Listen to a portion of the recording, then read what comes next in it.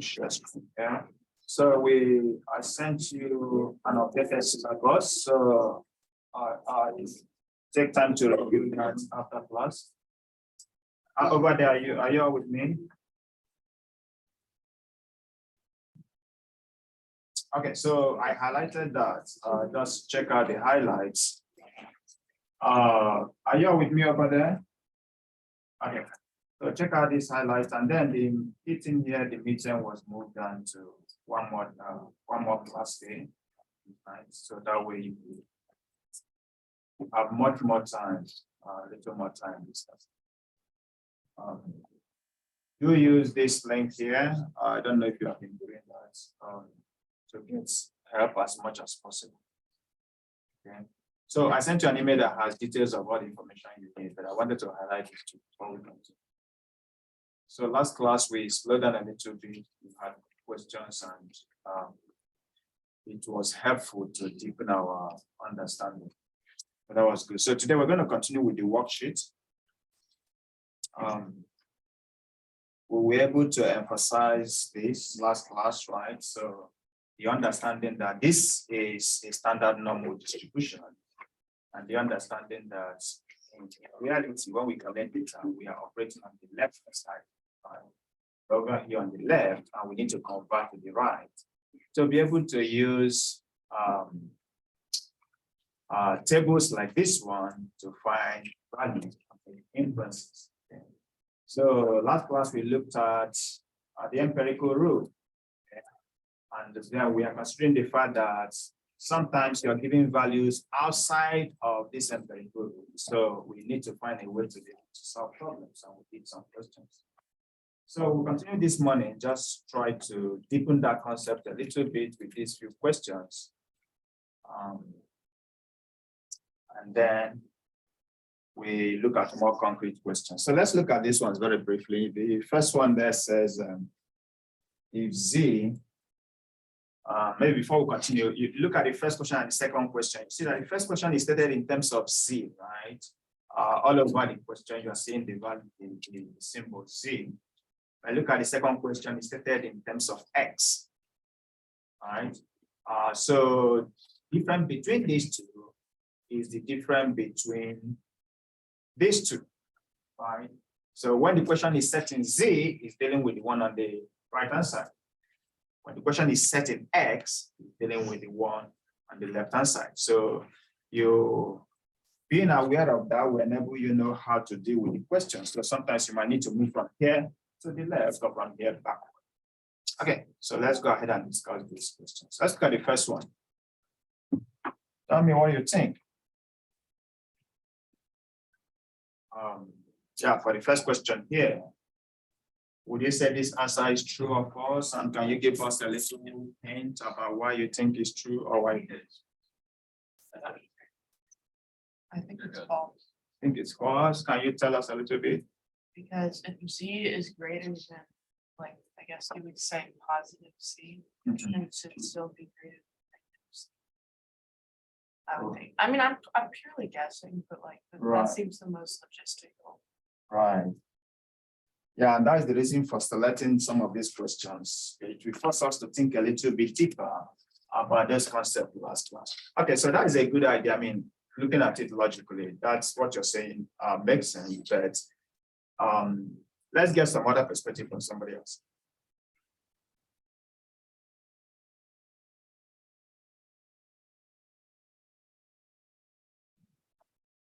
Since probability can never be measured like as a negative, like it can have a negative chance of getting something, roll a dice, something like that. So true, I guess. Okay. Okay, so you are referring to this negative C here, right? Yeah. Right. Okay, so again, that is coming from something that we talked about. But you know, there's still something else that we need to look at. So it's telling us that the probability of that negative value there is equal to this. So it end up giving us a positive answer, right? Even though it mentioned negative in the parentheses there. But what you're saying is coming from somewhere, something that we talked about in class, and that is reasonable as well. Okay, let's get some other perspective.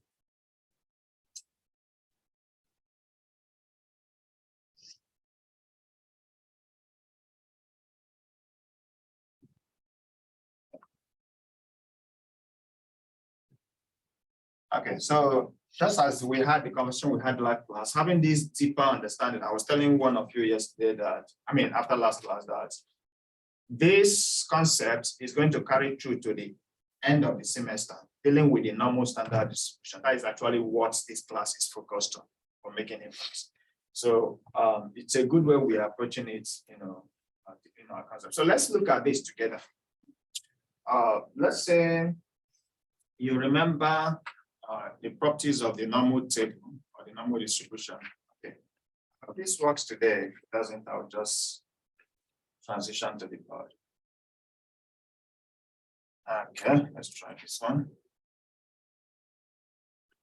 Okay, so this is the normal distribution, and maybe if I should pivot to the PowerPoint very quickly. So this question is stated in Z, right? So essentially, we are working on the right-hand side, right, which is the same thing as this one here. Okay, and so you see that the Z value could actually be positive or negative. And you remember last class we were saying the negative one means that the actual number attached to that Z is below the mean, and the positive one means it's above the mean. Okay, so if we come back to this question, let's imagine one of the properties we mentioned last time. We said the middle here, the mean here is 0, and that this is symmetrical, which means that 0 points divide the shape into 2 halves. Okay, so that means you have negative values on the left and positive values on the right.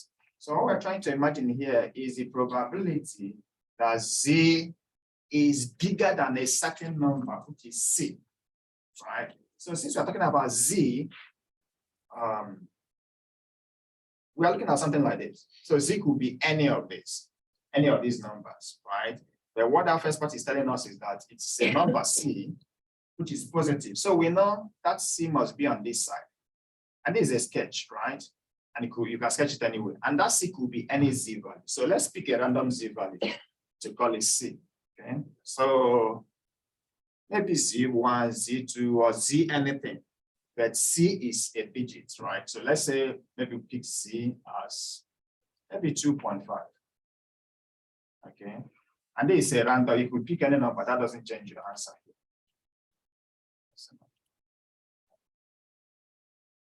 I wish I had the other item to make this. Okay, that's not quite working, but I hope you're seeing what we are doing here. So this is your C here. Okay, let me draw another one out together. So this is our distribution, and this is the middle point here. So let's assume this point here is our positive C because it's positive.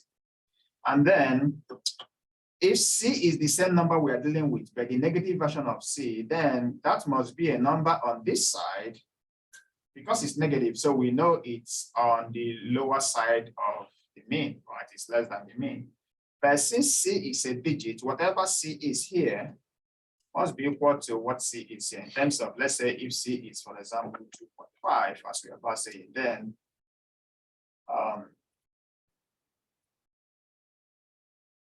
okay, so if C is negative C, yeah, so if C is 2.5, we know that this will also be negative 2.5 because C is the same number, right?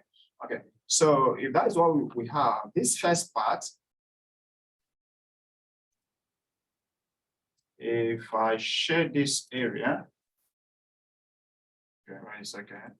If we shade here, this is the area that is represented as P of C being greater than C, right? So it starts from C, and anything bigger, that is what this area represents.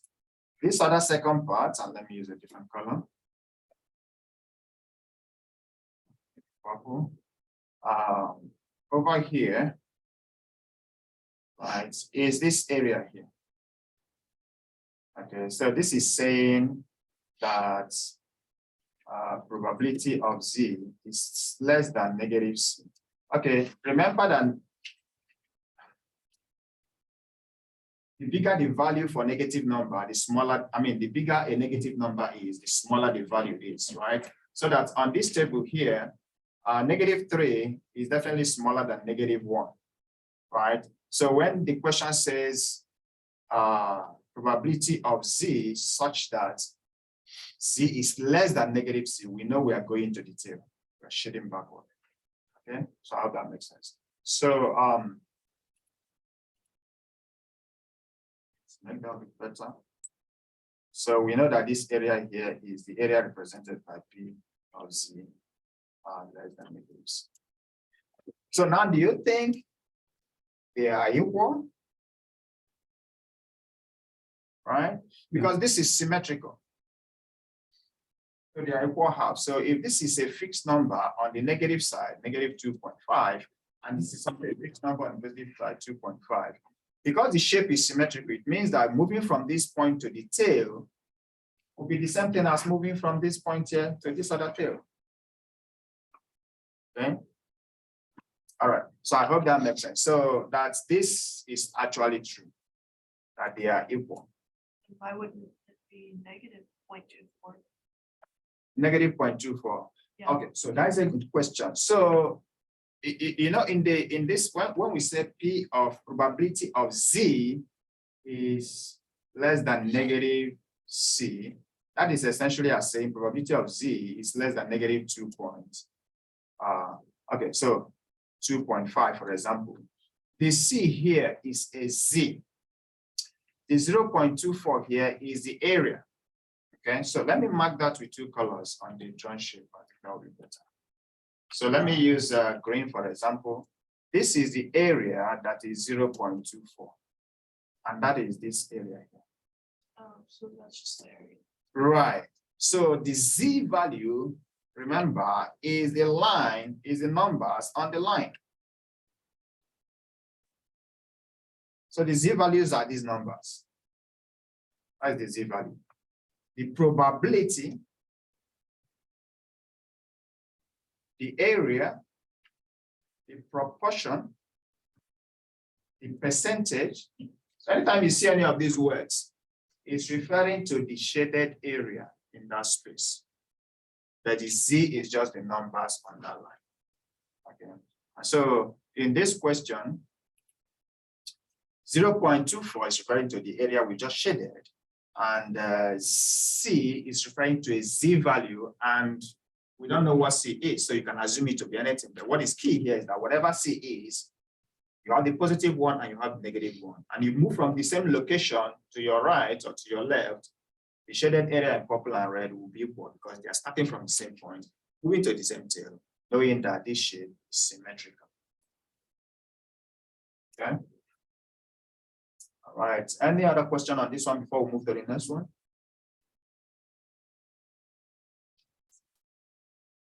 Okay, so let's try the second one. I think I should move it down a little bit. Space.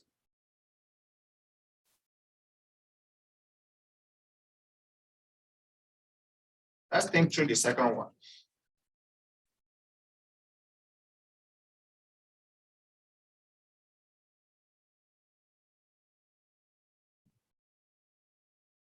Do you think the second one is true or false?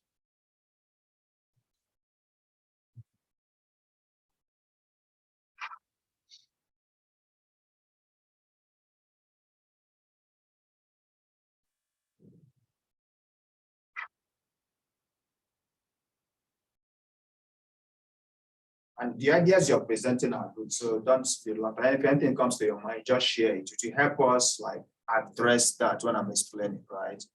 You know, so and what we are doing is very important. So if we understand this very well, I'll be sure the rest of the class will be easier to pick up because the rest of the class is inference. It's all based on the normal distribution. I think it's true. I think it's true. Because technically, like if it says the mean is 5, then that's technically the center. So if you go 5 to 6.5, that's 0.22, and then anything greater than 6.5 is 0.28. That's technically at a 0.5 area, which would be the whole right half. Okay. That is a good insight. That is a very good insight. Any other person with any other ideas?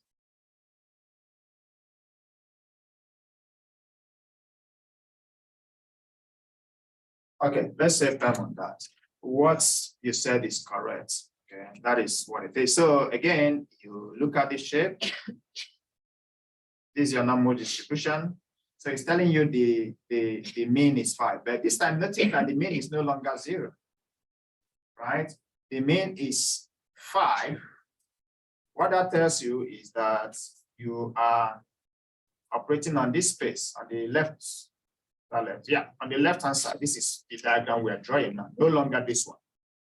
Okay, this will matter when we start solving concrete questions. So now we know we are here. We know that the middle point here is 5. Okay, the number 5 doesn't matter. I could replace that with 6 or anything I want. It will not change it. What that is trying to tell us is that the middle location is 5. That's just what that information is trying to give. It's telling you this is the middle point. Okay, now it says if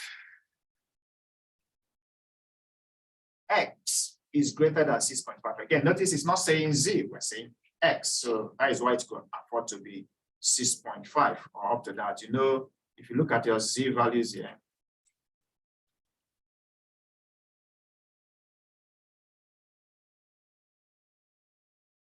okay.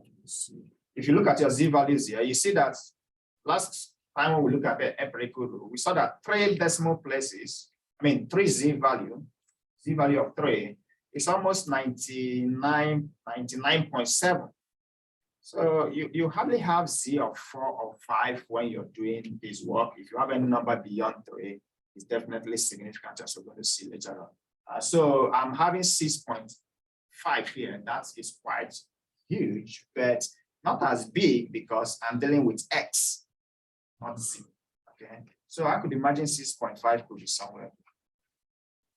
Okay, and so that the probability, let me use a different color, the probability that, the probability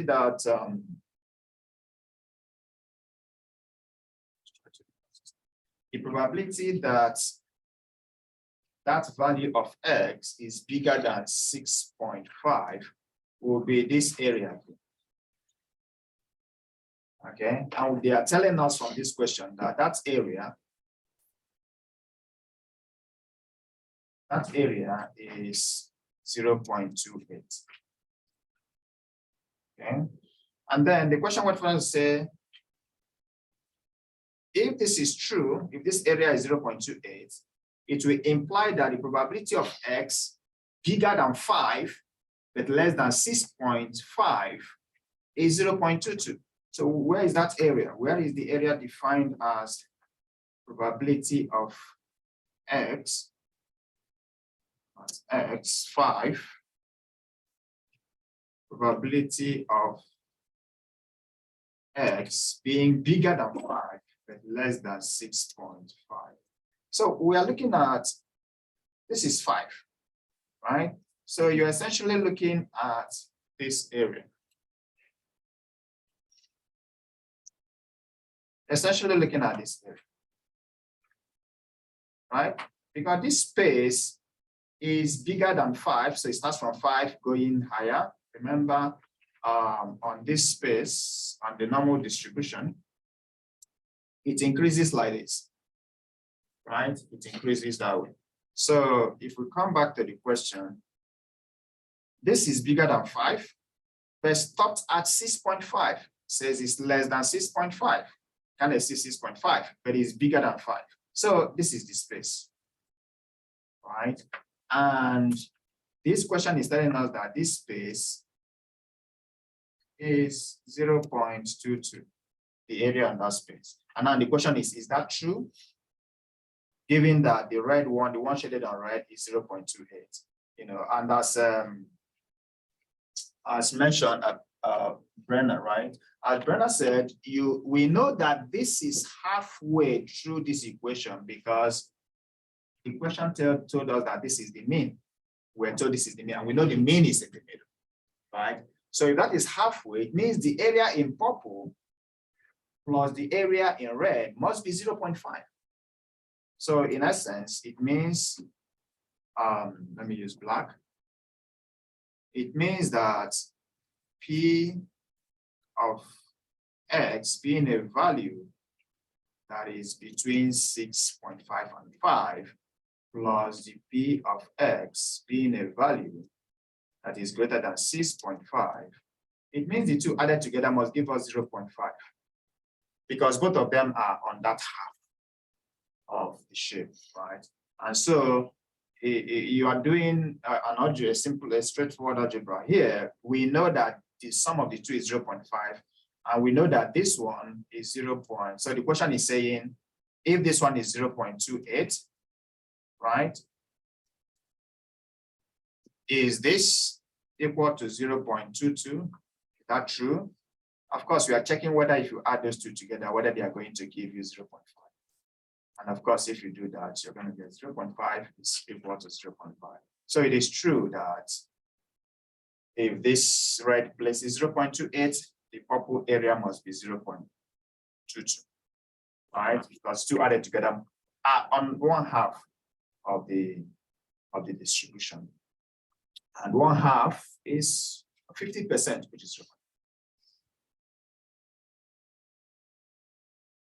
Okay, so I'm hoping this is deepening your understanding about that is why these questions were stated.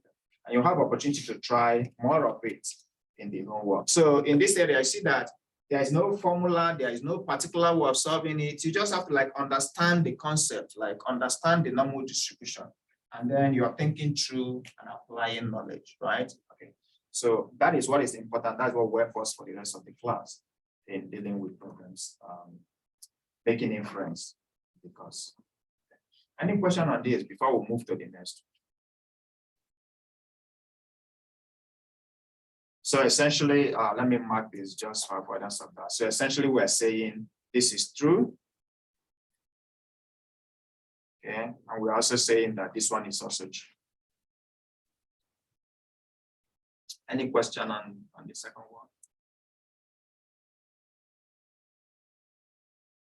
Okay, let's move to the third one. Let's see. So think through this one and let me know what you think. And let's get somebody else who are not giving us an answer today. Suggest something.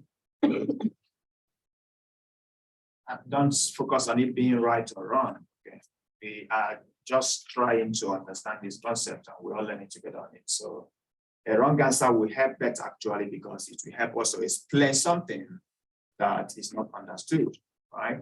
A wrong answer implies also that somebody else is thinking about it that way. So that would be helpful, more helpful than the correct one. So just tell us what you think. Would be false. To be false, okay. Yeah. Give us more. Because negative B should also be 0.71. Negative B should also. Or negative, it should be negative 0.71. It should be the opposite if we're dealing with the same number. Oh, okay. I see what you're saying. So this is like thinking of it's like beginning to look like this one, right? Uh-huh. Yeah. So they are very similar, but there is a small difference. So that difference is in what is inside the parentheses. Right. So you see, this one says greater than C, which means you start from positive C and go to your right.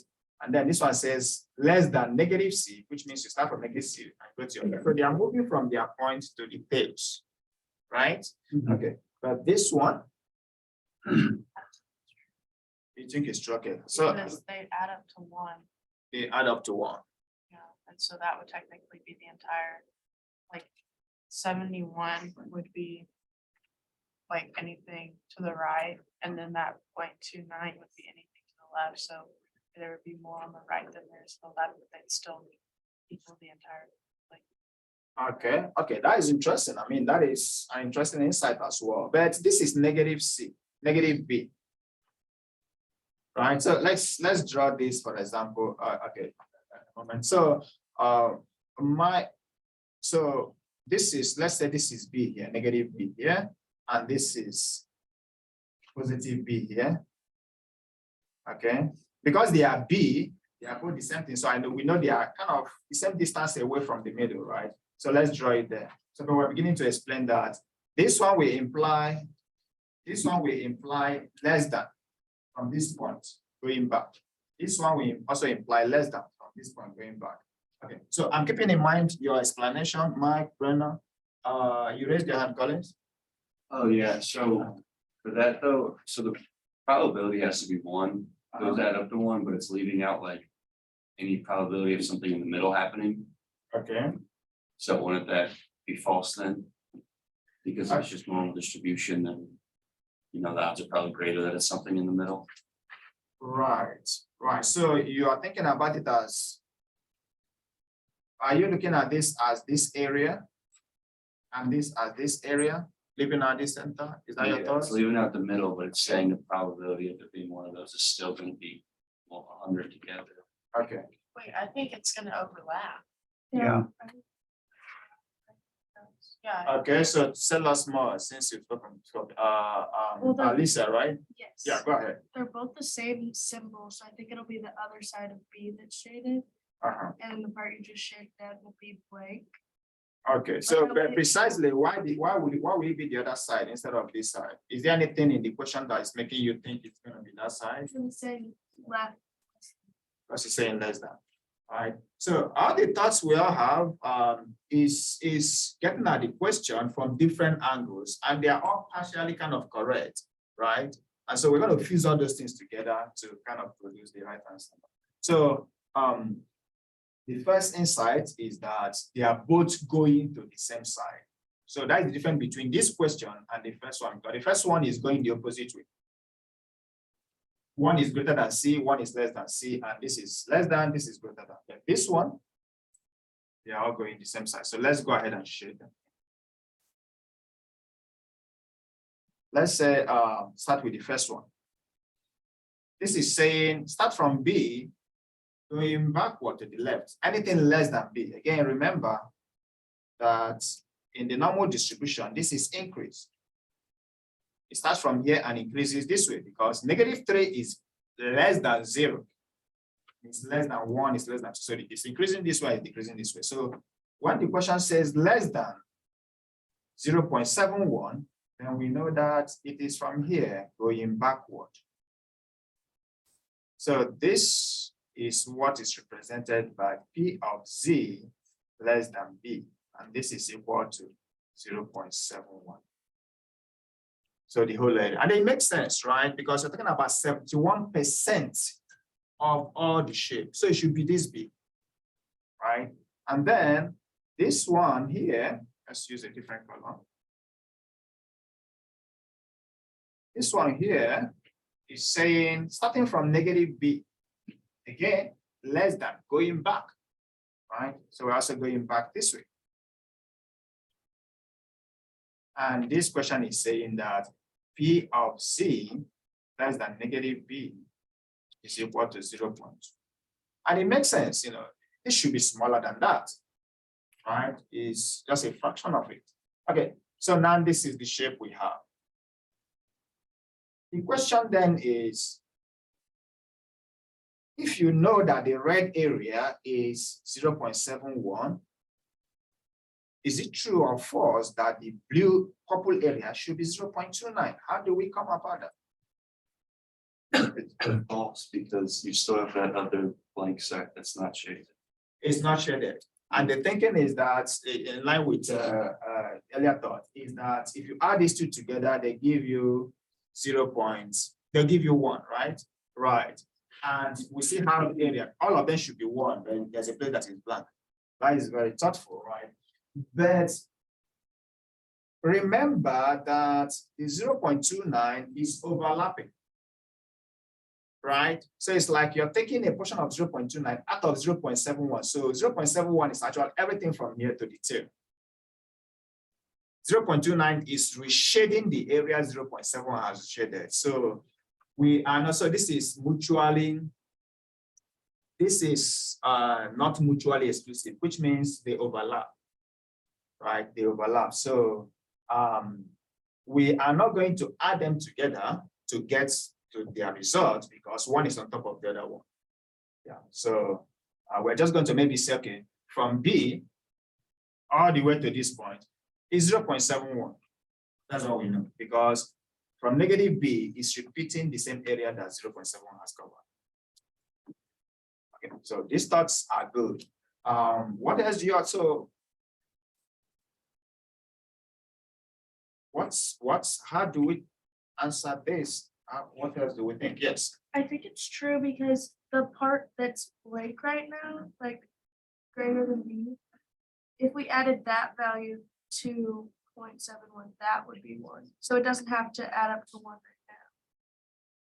If you add the value, the area that is greater than B from here, right, to this side, is that what you're saying? Yes, If you add that to, like at that value would equal 1, but like 0.71 and 0.29 don't have to equal 1 because those are overlapping.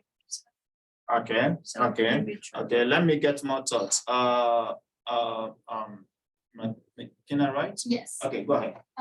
it's true because it's not talking about like, in nowhere it talks about anything greater than B. So it's just talking about from B below in each section of it.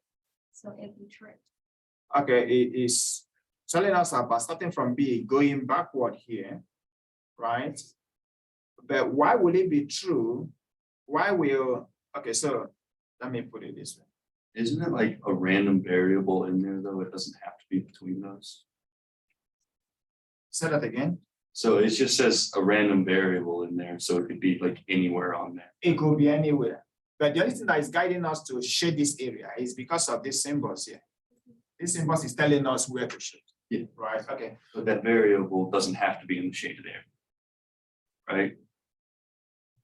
It just has to be on that graph. Oh, okay, no, so that thought would be correct if the letter X was used, Okay.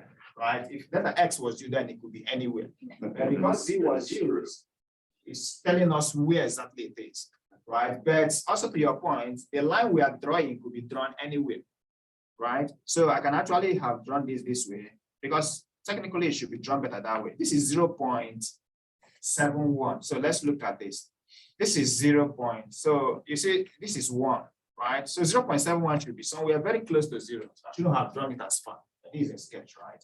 So to your point, it could be anywhere, but that will make more, maybe if it is X. So maybe I should have drawn it here, but it doesn't matter, right? This is a sketch. Take everything we're doing as a sketch. So if this is B here, McKenna, can I get your thought again? I was trying to explain that better. So this is B here, and you are saying But it's only talking about the shaded part, like below B, the Below numbers have B. nothing to do with above B. oh, okay, but what the question is asking you is this: if all this area shaded right now is defined as P of Z being less than positive B, right? That is the area shaded right now. So it's 0.71. Yes, it's not talking about the upper one, but it's asking you if you know that this is true. Is it possible that knowing that this is true, we also tell you what P of Z being less than negative B should be?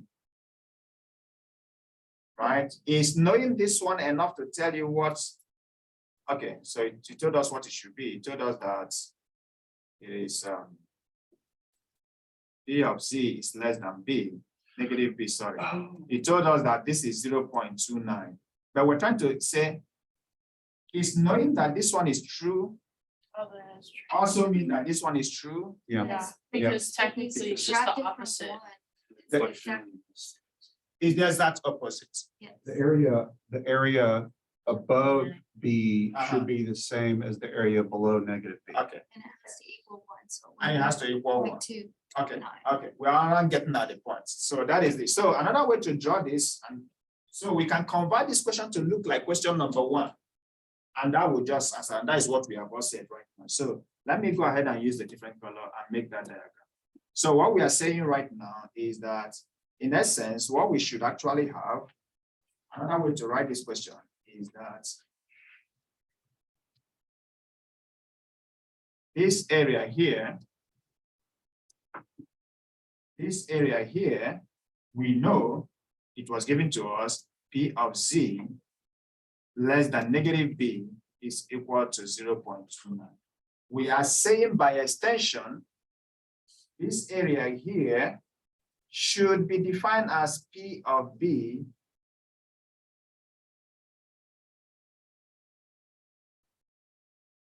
let's shade that with a different color.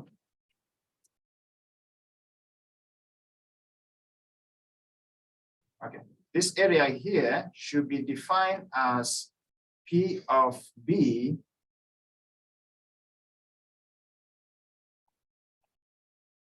we're dealing with Z. So this area here should be defined as probability of Z being greater than B.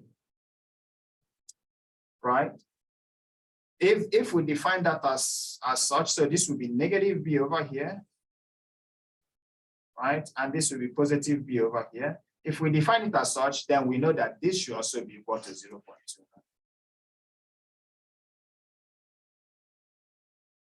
Right? But by extension, we should know that if you compare the figure above, let's call this figure 1. If you match figure 1 with figure 2, you could see that P of Z being less than B plus P of Z being greater than B is equal to 1. Right? And that's what we're getting on at the end of the day.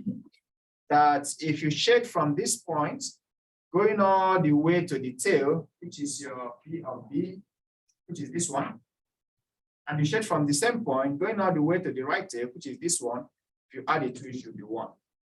Right? But from here, what this information helps us to know is that that component that is not shaded is equal to that one. So we are right that, yeah, if the purple area is 0.71, and if the black area here is 0.29, then the green area here should also be 0.29. Because if you move from B, go back to the tail, negative B to the tail, positive B to the tail, they are equal, right? And that is exactly what this first question here did. From this negative C to the tail, positive C to the tail, those two tails are, those areas are equal. Okay, so if we know that, then by extension, we could say, okay, well, if from B to the tail, if from negative B to the tail is 0.29, then from B to the positive tail should also be 0.29, right? And so that we know that is true, that 0.29 plus 0.71 should give us 1. So I hope this is not very circular, but by your responses, you are getting at what we are doing. And this is what I want us to do with these questions, right? So you're going to have these questions on the homework. They will look like they are straightforward and they are simple.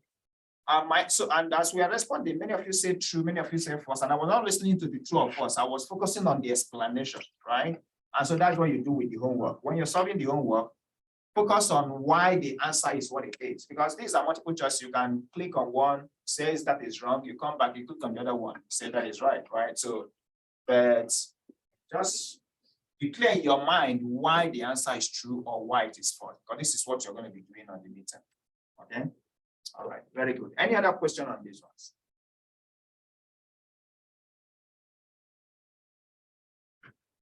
Okay, so we're going to move ahead, get more practice on this. And I sent a reminder today about the tutoring help. We have a tutoring, the tutoring lab is open for in-person working, right? And you can also schedule online, right? Two of my colleagues are working there. So you could look at the calendar I sent on the email, and any day that is convenient for you anytime, just walk in there, provided somebody is scheduled to teach at that time. You meet somebody who will give you a help, right? Or go to that place, schedule online, and talk with somebody over the Zoom on the same content. Okay? There are 3 of us working there, so do make use of that. All right, so we took care of this last class, so we're not going to do that today. I'm going to move ahead to the next one. So let me get back to the slide and give a little more insight before we solve this question.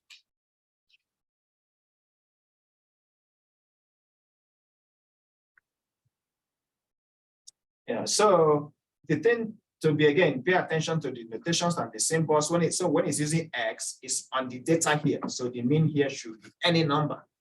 But when it's using Z, it's on this space here. So the mean here should be 0, right? Because for Z, the mean of that distribution must be 0. But for X, the mean can be anything depending on the data you're working with. Okay, so we've taken care of the empirical rule, and we did solve questions on this last class.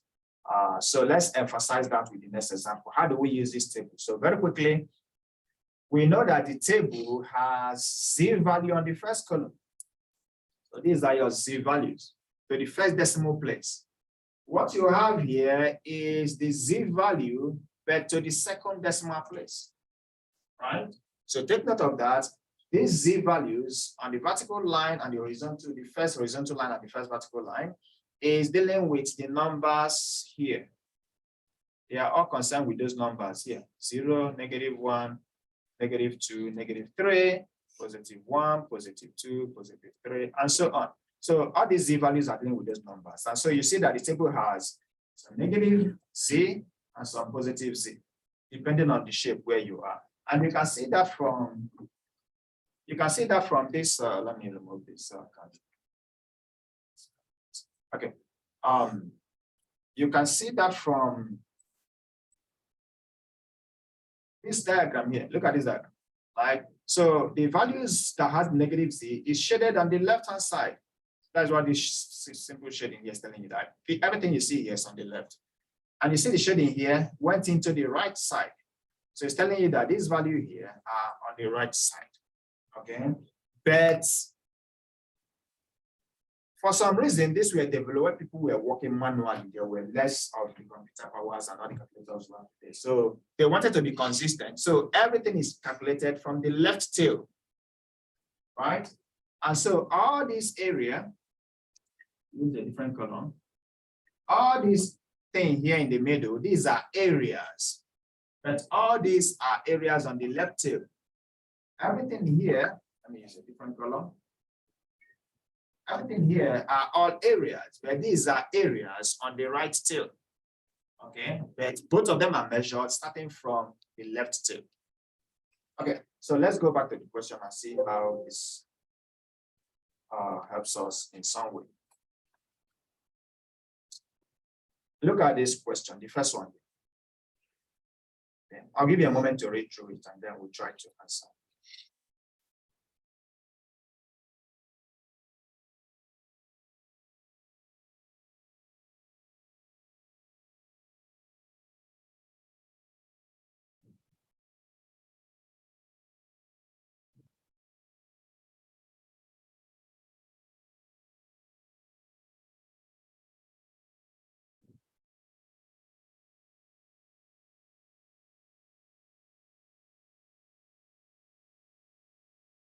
Okay.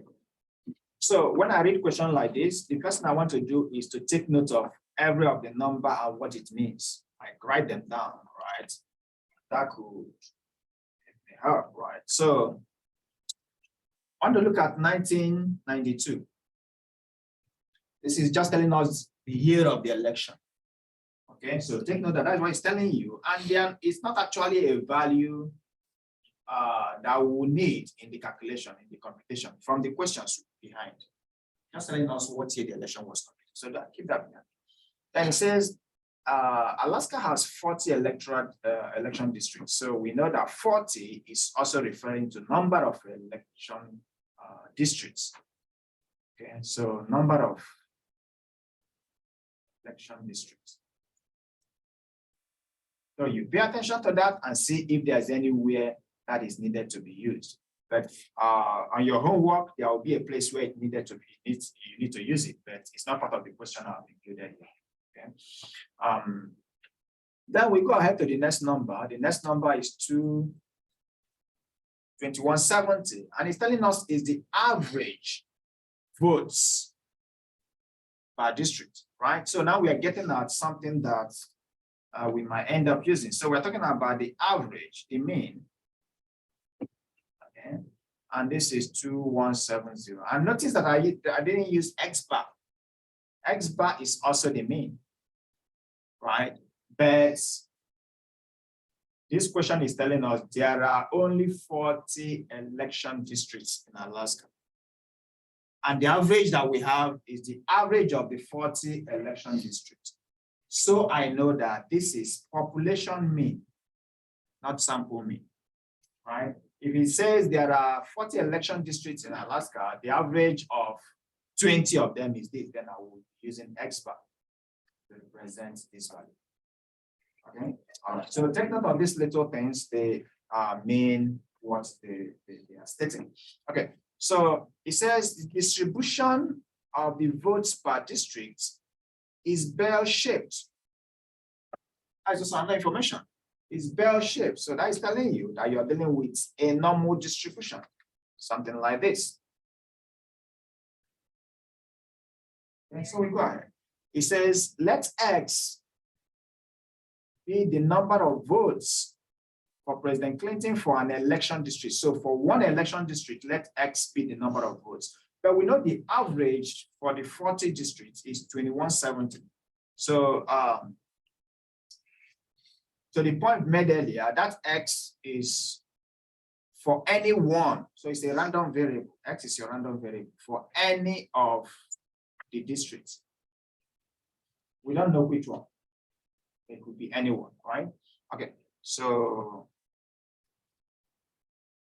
we have all the numbers. 4 decimal places telling you the precision of your answer, right? So we may not need to bother about that. So the question now says, what is the distribution of X? Okay, so this concept we've not seen it before, how distribution is represented. So let's look at it now. Right. So distribution, normal distribution is written this way. X as a random variable is distributed, is called kind of symbol. It's on the top left corner of your keyboard. Okay. Let me write it better. It's not as big as this. So X is distributed as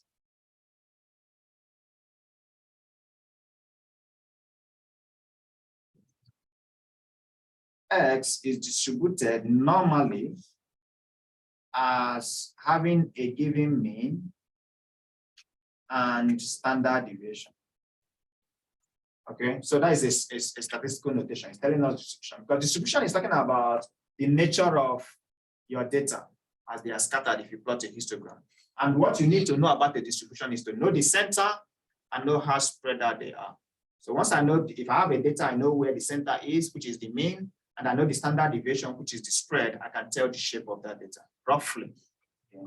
So that is what distribution is about. So when somebody asks for the distribution of any given data set, we are just looking for the mean and the standard deviation. So in this question just wants you to have the mean and the standard deviation, basic, right? So if you look at the question, go back to the question, the mean is 2170.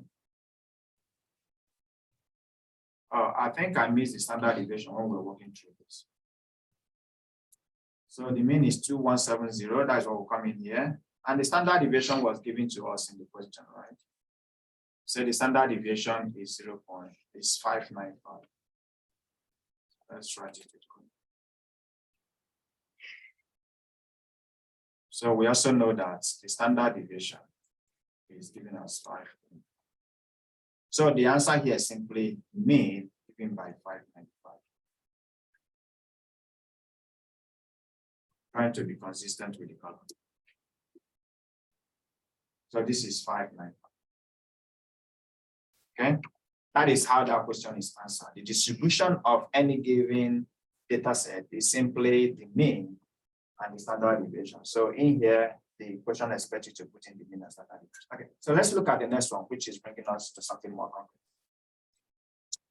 Find the probability that a randomly selected district has fewer than 1731 votes for President Clinton in that year. Okay, so we know that that distribution is bell-shaped. We have that information before, so we can sketch our bell shape. From this question, we know that the mean is right in the middle. We have 2170. We know we have that information, and we know that the spread denoted by the standard deviation is 595. We have that information.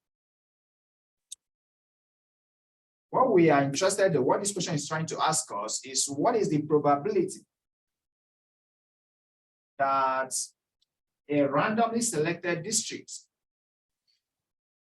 has a vote to 2 votes of 1731? We know that will be below the average, so it should be somewhere here, because 1731 is less than the average, which is 2170, right? So this is 1731. And remember what we said earlier, that when you see the word probability, the word area, the word percentage, the word proportion, they are all dealing with the area under the curve. So this is what they're asking us to find. They're simply saying, what is this area? That's what this question is asking. Right? So how do we figure out this area? If you think about the PowerPoint, you will notice that this question was set on the left-hand side. Right? And then you remember that from the table, all these numbers in the middle represent area. Okay? So if you put these two information together, all we need is to find the Z value. If we get the Z value, we can match it with the number in the middle, and that is the area we're interested in. Right? Okay, so let's go back to that question. So what we need here is to try to figure out what is the Z value that is equivalent to this question. Okay, and to get the Z value, right here in this slide, we have a formula for moving from, because this is where we are. So we want to move from here to this place. So that when we get to this place, we have a Z value, and then we go to the table, we know that with the Z value, we can find the area. Okay, that's the logic to the solution to that problem. So let's go back to this table. So we're trying to figure out, okay, this is our random variable X. What is the Z value that is equivalent to that random variable? Okay, and so use the formula. So the formula for looking for the Z value when we don't know it is given as Z is equal to theta minus the mean divided by standard deviation. And you have everything you need, right? So we go ahead and plug this in. Our Z value of interest will be the data of interest, which is 1731 minus the mean 2170 divided by the standard deviation, which is 595. Help us with calculator to get a value for this. And let's keep it up to 5 decimal places, because the question says leave our answer in 4 decimal places. So let's work at 5 digits. Okay. Let's see if we can get 2 people who have the same number. Negative 3.3596. Negative 3.3596. Thank you. Anybody else confirming this? You have a different number? I got negative 0.7378. Negative 0.7378. Yeah. Okay, thank I you. mistyped That's what I mine. got. That's what you got. You got the second one? Okay, Mistyped it let in. me start. Okay. Okay, so we are going with the second one, right? So we are going with negative 0.7378. So negative 0.7378. Thank you. So we go ahead and so pay attention that this is a Z value that we just got, because it could be confusing when you go to the table. It will be confusing when you go to the table because this is all 0 point something. So you might be tempted to think that the number you got was here. Okay. So focus, like, be conscious of what you computed. We computed the value of C. So this value, no matter how small it is a Z value. It's a Z value, not an area. So we go to the table and try to locate this Z value and find the area that is equivalent to that, because we know that the Z value tells us the area to the left tail. All right. So let's go back to the table. If you look at this table, so this is your area shaded on the left. This is your area shaded on the left. So whenever you find the Z value, it tells you the area to the left tail. So let's go ahead and look for, we're interested in negative 0.7378. So we look for a Z value that is equivalent to negative 0. So the first part is negative, the second part is positive in terms of Z value. So we're going to remain at the first part. So we are looking for negative 0.73, what is that? 7378. Okay, so this gives us the first line here gives us the number to the first decimal place, right? The second decimal place we must get from the horizontal line. So let's look for negative 0.7 first. And that is over here, right? So we're here. I can round this off. Since I have only 2 digits, this could be rounded off to negative 0.74. So let's work with negative 0.74. Okay, so we're going to go ahead on this table, look for this, right? Because this is the first decimal place, this line here, these ones are telling you the second decimal place. So we move down and see where they intersect.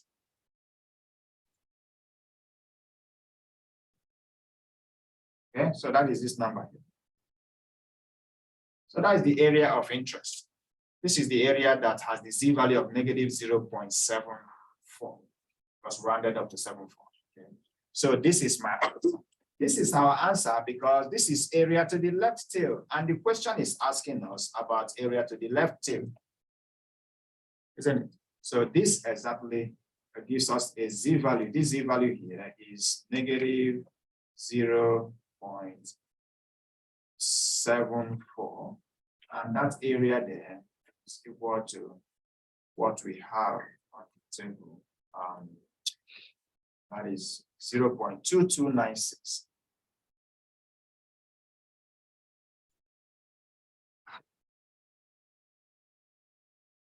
Because the word area, remember that, whenever a question asks about area, question asks you about probability, ask you about percentage, ask you about proportion. Okay, remember that these keywords are dealing with the shaded area. So what we've got, even though it's an area, is actually the same thing as the probability. So that is our answer. Our answer here is 0.2296. That is the area to the left tail from this. So the probability that a randomly selected district will score fewer than 1731 votes is 22.96% or 0.2296. Question on this one.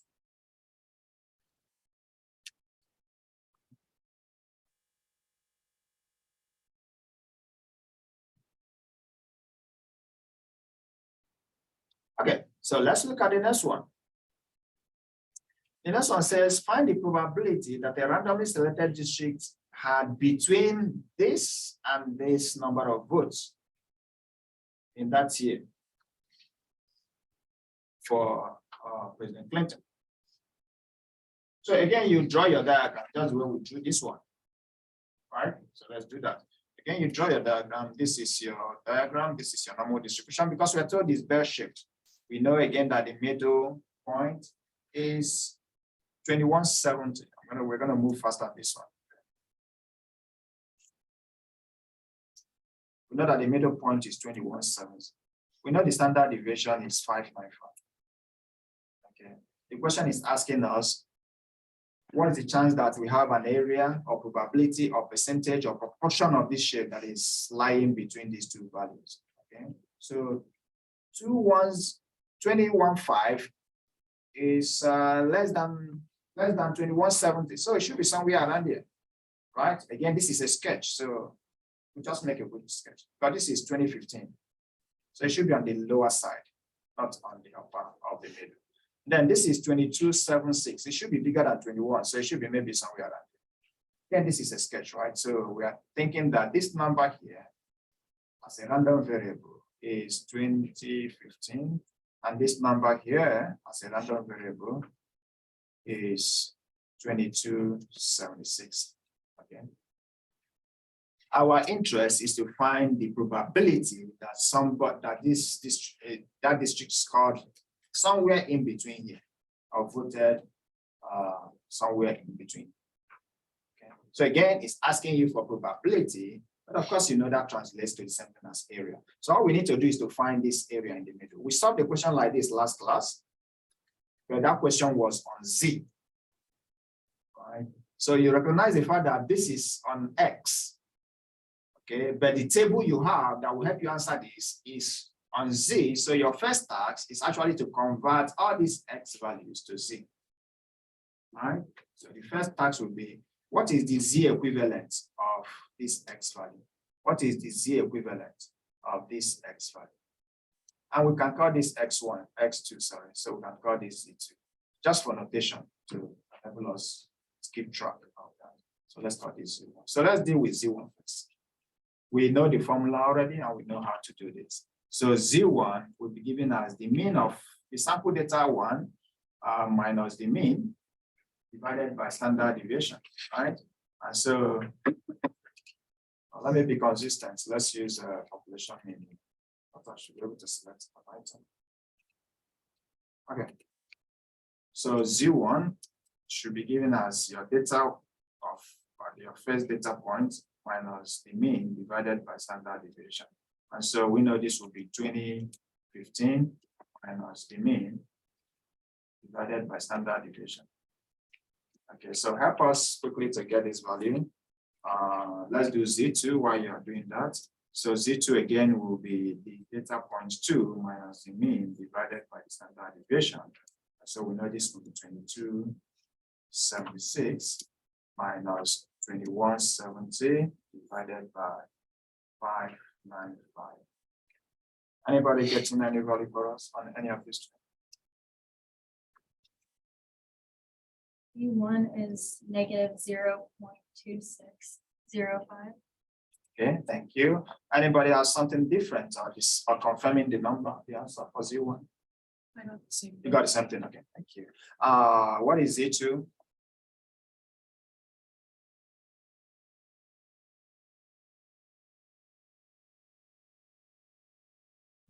0.1782. 0.1782. Thank you. Anybody confirming this I or got having it. something? I got the confirm that? same. Okay, thank you. So we can redraw this shape. We can redraw this, right?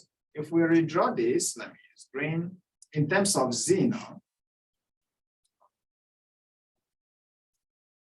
And this shape will be something like this, where you have these points here and this area is shaded. This area is shaded in the same shape that I've drawn, even though it's a smaller version of it. We are sketching, so nothing is to the side. So it means that this point in terms of Z is negative 0.2605. And this point here in terms of Z is 0.1782. Okay, so your task now is to go to the table and find this. And we can find this, we did that last class. We can find this by looking at this in two ways. Since all the shape on that table is shaded from the left tail, so Z1, which is smaller, is on the negative side. Let's imagine it's here. So this could be our Z1. Okay. Z2, I'll draw this underneath that. It's on the positive side, so let's assume this is our Z2. And the area will be shaded from the left tail, because that's what the table does. So you see that to get the area of interest,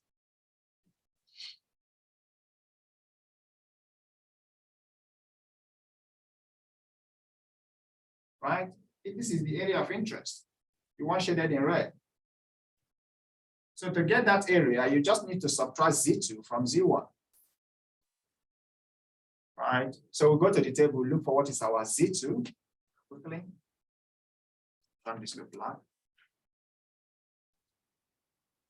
So on the table, we are going to look for Z2 first, and Z2 will be, we run this to 3 digits because we know that the table gives us Z value of the 3 digits. So we're looking for 0.178 on the table, and it's positive, right? Positive 0.178. So this time we're going to go to the positive side of the table.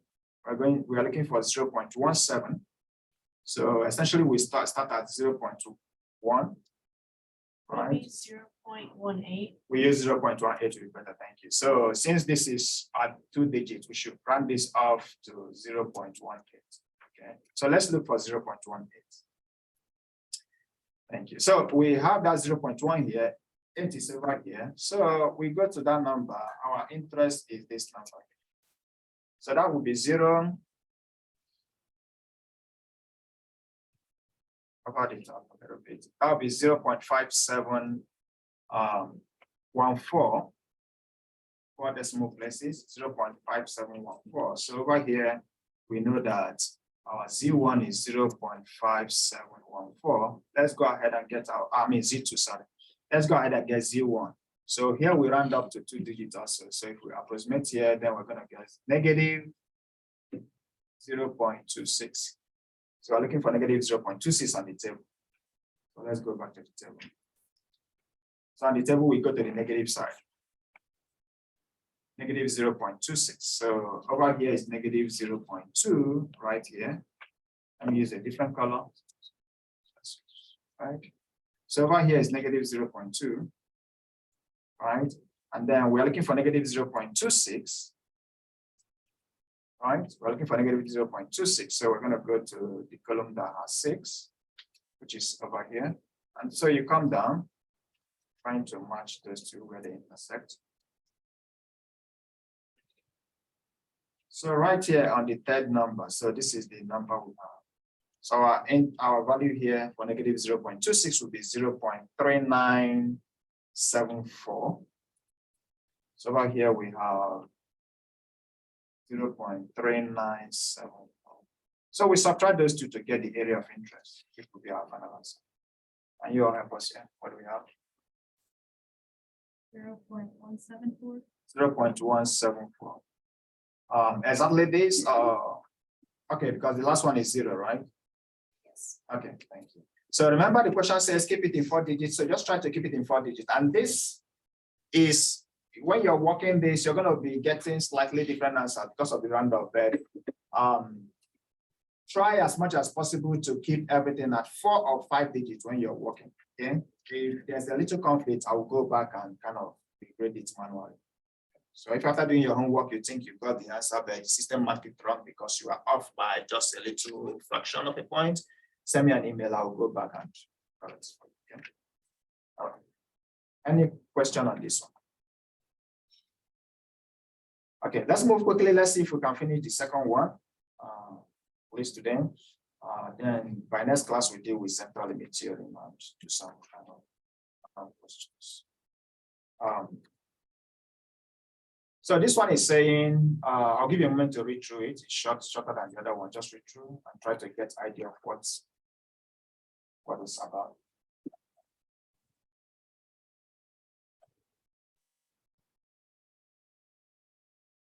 We're listening on the 5. So we are barely 5 minutes. So let's move on quickly. What will be the first number here on the first parenthesis from what we did in the other one? Mean. The mean, right? And that should be this value here. So this should be 115. So this should be, that point is designed to be active. So this should be 115. Let's write that. And then the other one, of course, would be the standard deviation, right? So this will be 17. Okay, that's just what that question is. The distribution is the mean and standard deviation, separated by a comma. The next one says, find the probability that a randomly selected person's IQ is over 115. So quickly, if we draw our diagram here, I'm going to try to move fast, believing that you already got the concepts. So if we should draw that diagram here, we know that the mean is 115, right in the middle. And this question is asking us, what is the probability that somebody's IQ selected here is over 115? So this is what it is.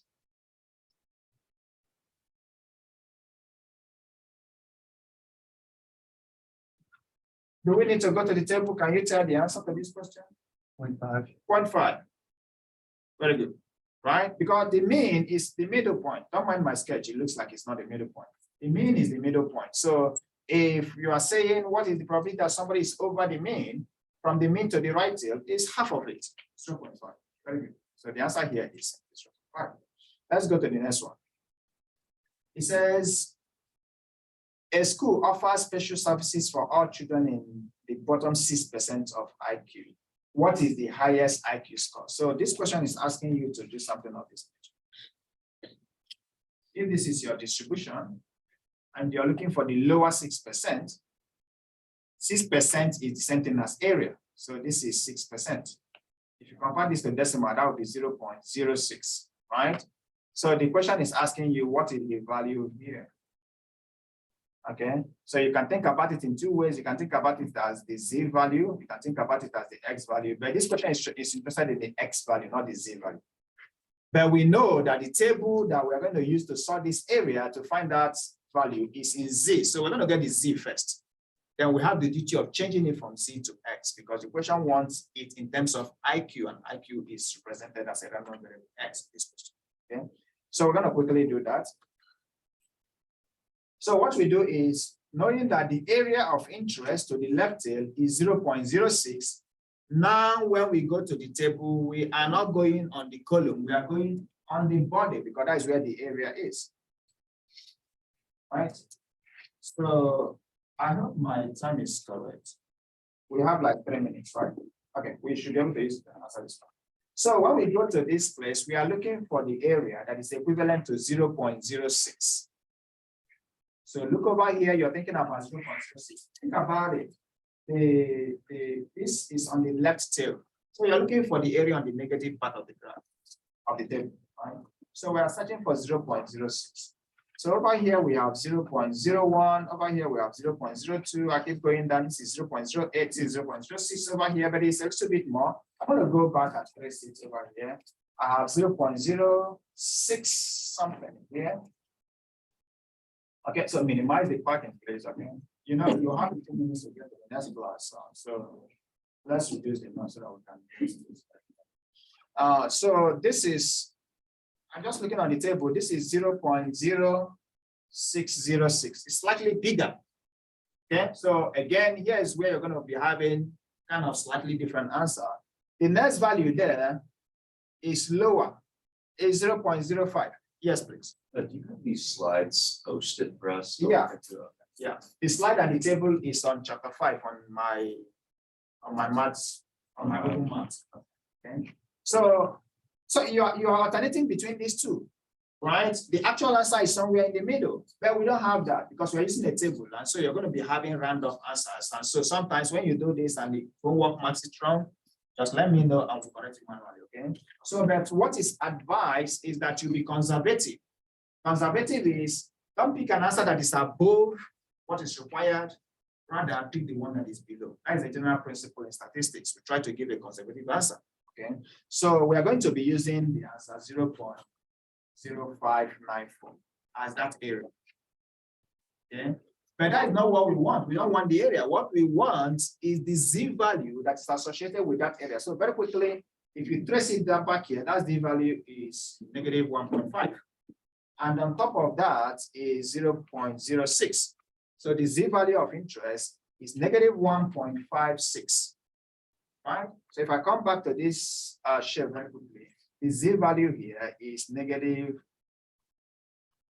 Is it 1 that we have or 0? No? 0.05. Negative 1.0, negative 1.56. Okay. So the z value here of interest is negative 1.56. So all you need to do to get the IQ is to convert that z value to x. And you know the formula. You know that z is equal to your x minus the mean divided by standard deviation. So we know z to be negative 1.56. We know x, that's what we're looking for, rather we don't know x. We know that the mean is 115. We know standard deviation to be, what is that? 17. Solve this math and you have your answer. Right? Okay. So I don't want to push that very further. So we just solve this, get the final answer for us. So x here will be negative 1.56 times 17 plus 115. That's what will give you your value. Okay, I will see you next class. Please read through the email I sent you so that you can go through what we expect by next class.